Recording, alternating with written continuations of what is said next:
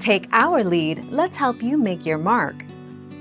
Our goal is your satisfaction. Let us show you the way. This goes back to more superstitious times when a sneeze was believed to separate the soul from the body. To prevent the devil stealing the soul, the incantation, "Bless you," i.e. God bless you, was uttered to release the soul from Satan's clutches and return it to its rightful owner. 14 February 2011. Thank you for watching. Please subscribe and hit the bell notification.